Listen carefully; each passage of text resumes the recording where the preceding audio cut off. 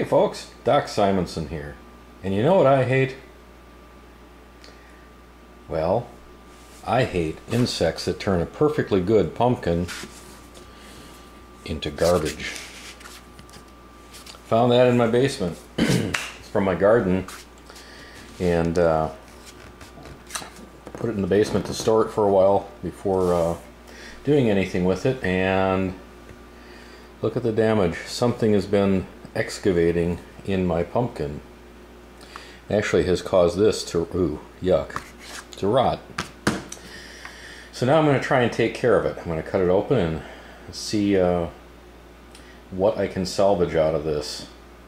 So, see you in a minute. Okay, we're back. And I'm going to try and cut this pumpkin up. Now, never having cut a pumpkin before, I'm not sure how this is going to work. Not quite sure how to do it, but I'm going to attempt to use just my regular kitchen knife.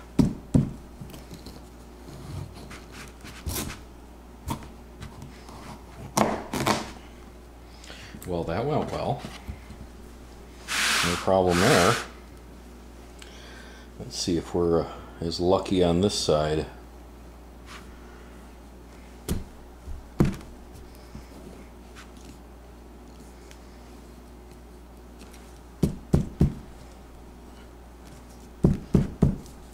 So far, so good.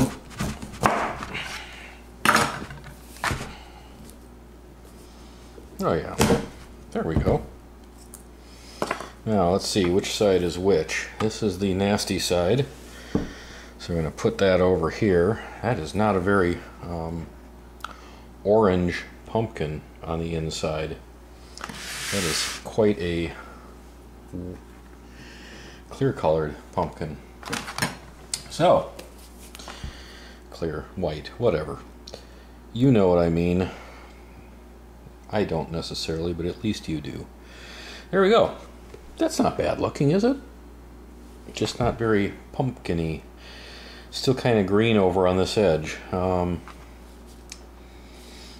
But I got them out of the garden when I could, so apparently they needed to sit a little bit longer.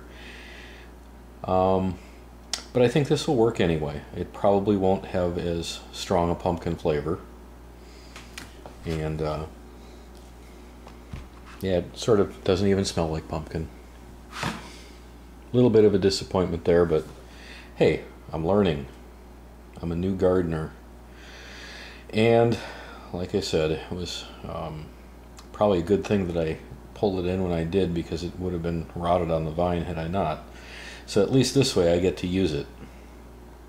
So I guess the next part is the fun bit, where I get to scoop out the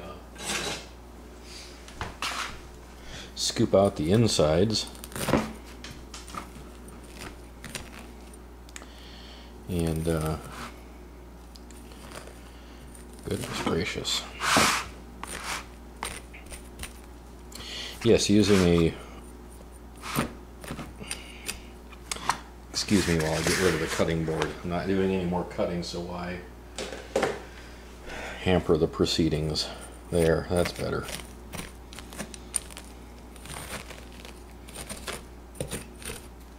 Much easier now without the cutting board under it running around. Okay.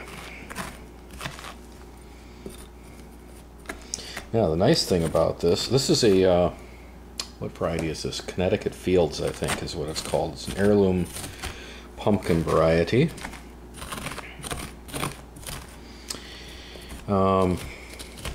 It did say that it was a good pie variety, as well as producing nice jack-o'-lantern shaped pumpkins. So that's why I chose to grow this particular variety, because I wanted it for both.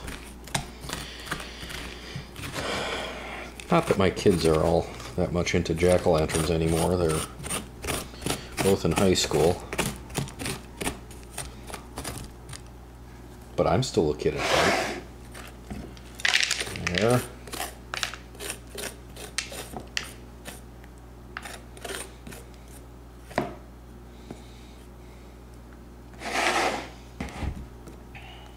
Now, let's see here. Guess we really do need to scrape the rest of that stringy stuff out. Then again, what can it really hurt? I suppose it doesn't hurt anything. There are several ways that you can go about cooking this, I've heard. Not having done this before, I don't know which would be the best. And what I think I'm going to do is put this on a baking sheet and just bake it in the oven and just let it cook down for however long. I think it's probably, I don't know, 45 minutes or so at 350. We'll see. Now, how about this other one? How far in has that critter, whatever it was, gotten into my pumpkin?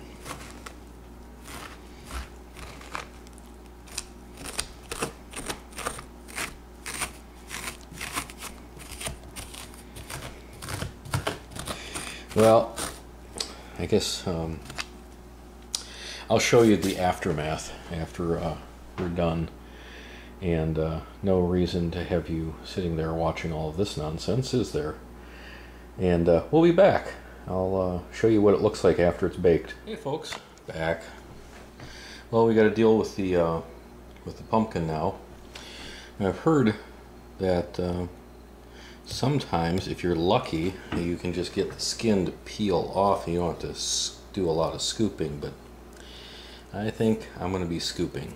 So let's see if this is tender enough yet. Yeah, I'd say it's fairly tender.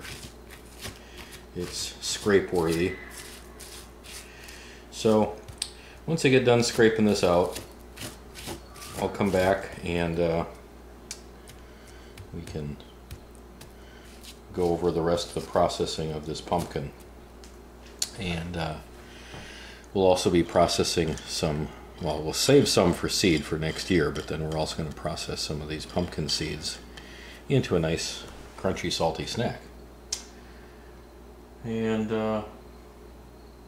we'll see when we get back. Hey folks, Doc here. Well, as I had told you, something was chomping on my pumpkin down in the basement, and I found it. There's a little guy right there. Found him near the flower end of the pumpkin, boring in through the bottom. Now I have a feeling that these were like maybe eggs that had been laid somewhere on the pumpkin, had hatched and gone to other places, because you could see the tracing on the pumpkin face. So there must have been one in there at one point. Then I found this one near the bottom. It was in the flesh of the pumpkin, so when I cooked it, that poor little guy got cooked with the pumpkin. I'm kind of amazed that I actually found it. But anyway, what my family doesn't know isn't going to hurt them. I guess that's one good thing. Yeah, we'll get rid of the corpse here. I guess we can recycle that. And then I guess I should back out. Yeah. Bring this up a little bit. We've got all those pumpkin seeds that we can take care of. And also, I have, what is that, about a quart, maybe a quart of pumpkin flesh that I need to puree. And I've heard also that I should probably